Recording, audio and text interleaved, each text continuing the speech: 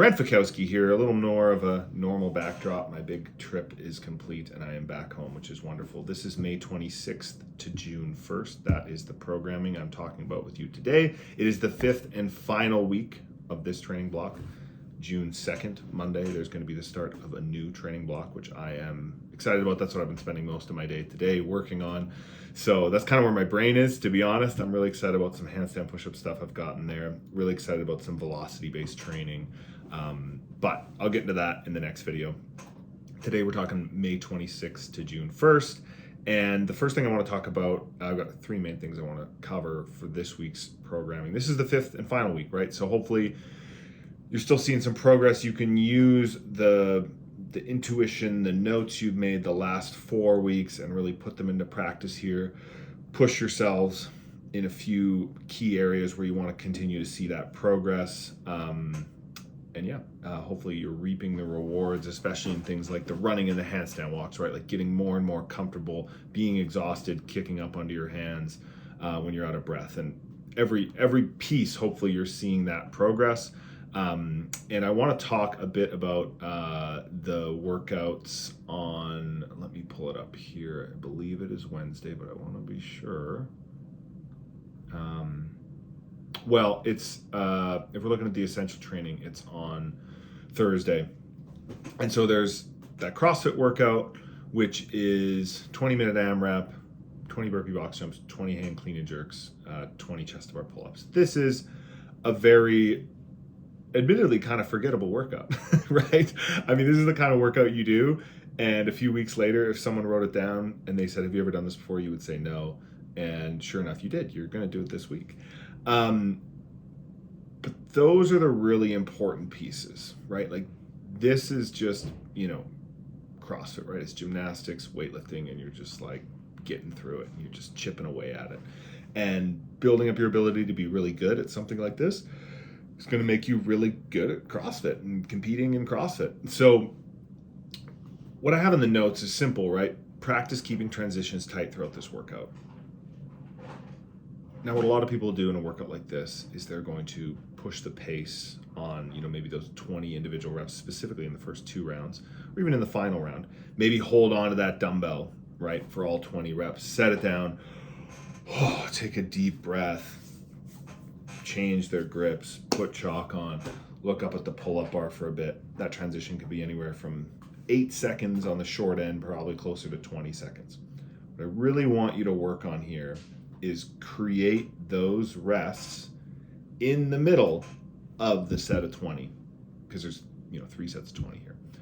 So in the burpee box jumps, do them at a pace. So as soon as you hit the ground, you're taking 2-3 steps to that dumbbell, you're bending over, you're picking it up.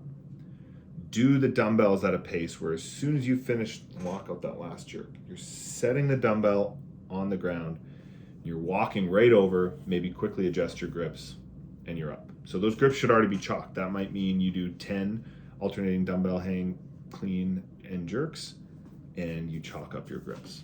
And then you do the last 10, then you immediately go to the pull-up bar. And instead of doing 20 pull-ups unbroken, or maybe 10 and 10, getting really exhausted, turning your grips really slow, and then getting started on your really slow burpees, I want you to do smaller sets, maybe it's 5-5-5, and as soon as you finish that 20th pull-up, you're on the ground, starting your next burpee.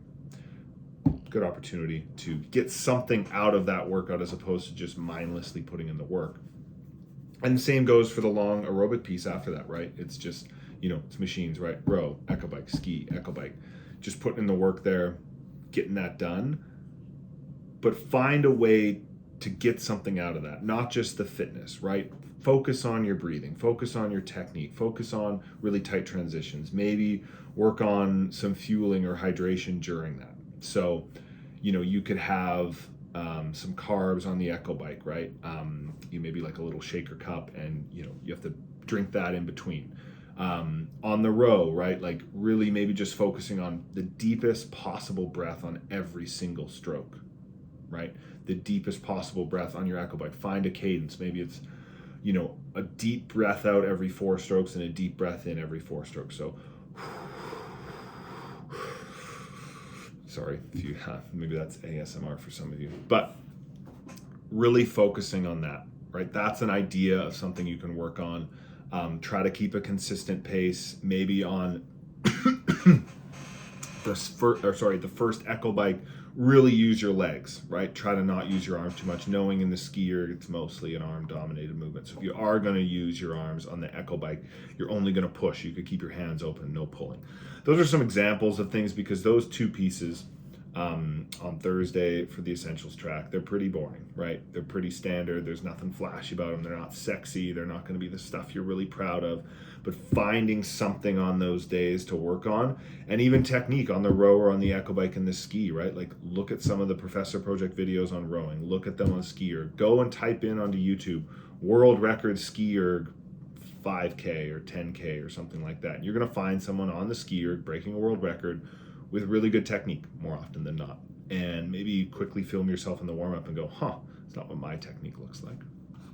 Okay, that's one thing I wanted to talk about. The other thing I want to talk about is just the pause deadlifts. I know we've been doing these, but really focus on keeping that bar close. Talking to someone about this and was watching some videos, and they were not keeping the bar close. So it can be really tempting in that pause position below the knee for the bar to drift away. Really pull it. Well, you're not pulling it with your arms, but really, pitch yourself backwards so those arms are straight. It's not like a clean.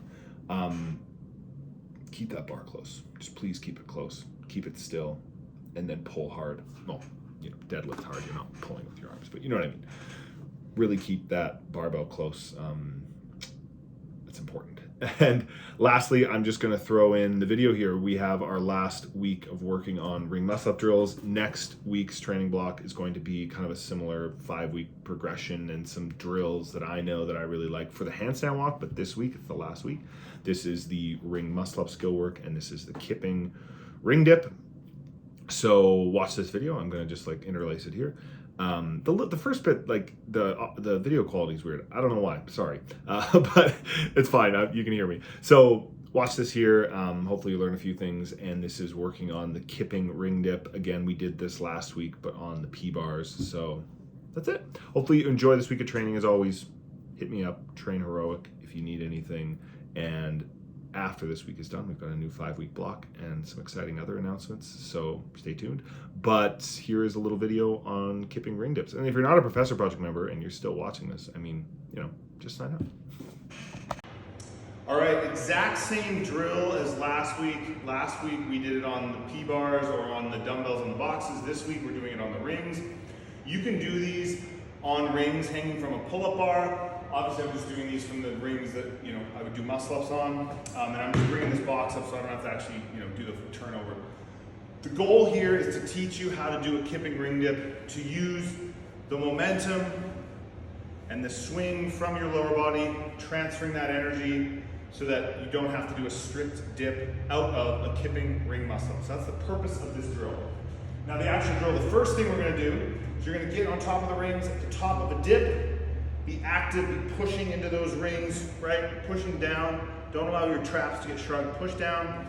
And you're just going to practice swinging your legs back and forth like this while you're in that position. So you're going to go from this position to that position there. And that's just going to be, I find, the easiest way to learn how to swing. And these rings should stay pretty still. So they're going to stay here. They're not going to be swinging back and forth. So let's do that first. Here, okay. Oh, there we go.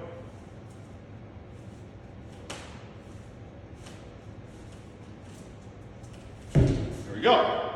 First drill. So work on that. Obviously, I could be getting further. I could be getting more into a planche position, feet way back out there, but I need to do some work. Next drill, exact same thing. You're going to be in the bottom of a dip, right? So you're going to be in this position. Don't just relax and fully sink in. If you're thinking of a squat, don't just be like this, right? Think here, right? You're holding a bit of tension in your quads and your glutes. So in the dip position, instead of sinking down, you're hovering. Your delts, your shoulders should be hovering just above the wooden rings. You're holding the tension, and then you're going to be swinging your legs back and forth while holding that tension. Right? Go here, so not here, but holding right there.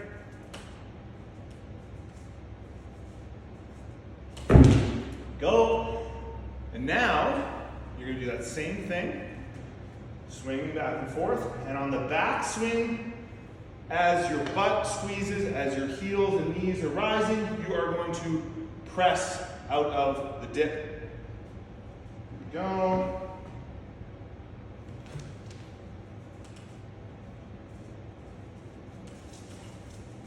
Down again.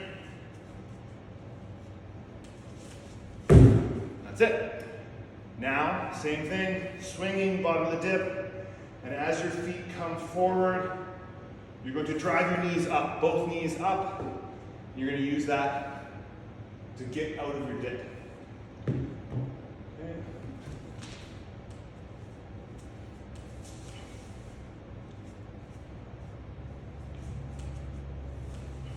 There we go. Practice a few of those. Obviously, it's a lot of time under tension, right? You're on those rings, you're stabilizing. So you can take bigger breaks between those sets than I did.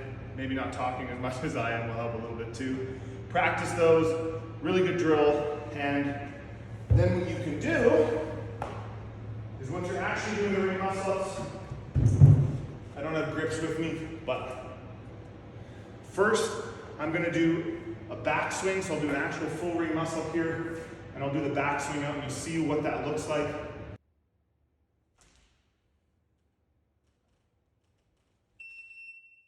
We're going to see what it looks like driving those knees up for the dip.